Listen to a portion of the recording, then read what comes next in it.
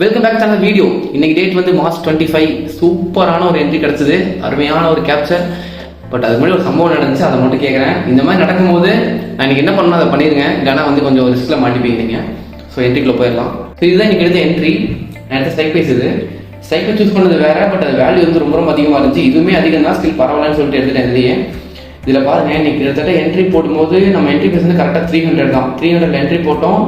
இதில் ஒரு மென்ஷன் பண்ணியிருக்கேன், இது ஃபுல்லாக நம்ம என்ட்ரியோட பொசிஷன் தான். அது கரெக்டாக 300 என்ட்ரி, அப்புறம் கரெக்டாக 320 தான் எக்ஸிட் ஆயிருக்கணும். பட் என்ன ஆச்சுன்னா, என்ட்ரி ஆனதுக்கப்புறம் டப்ப மேலே போய் கரெக்டாக இந்த 318க்கு போயிட்டு கரெக்டாக ஒரு ரிவர்ஸ்லேயே கிட்டத்தட்ட காஸ்ட் டு காஸ்ட் வந்து கொஞ்சம் லாஸ்ட்லி போயிட்டு இருந்துச்சு. பட் நம்ம க்ளோஸ் பண்ணல. இன்னைக்கு ட்ரெண்ட்லாம் செம்ம கிளியராக இருந்துச்சு, கண்டிப்பாக போயிடும் தெரியும்.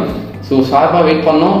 கரெக்டாக அதுக்கப்புறம் நான் என்ன பண்ணேன்னா, ப்ரீவியஸாக போன ஹை வந்து 380 அதே இடத்துல வந்து ஒரு லைன் ட்ராப் பண்ணி அந்த இடத்துல எக்ஸிட் பண்ணலாம். ஸோ 318 போட்டு எக்ஸிட் பண்ணிட்டேன். எக்ஸிட் பண்ண உடனே டப்பு சரியான ஃபாஸ்ட் மூவ்.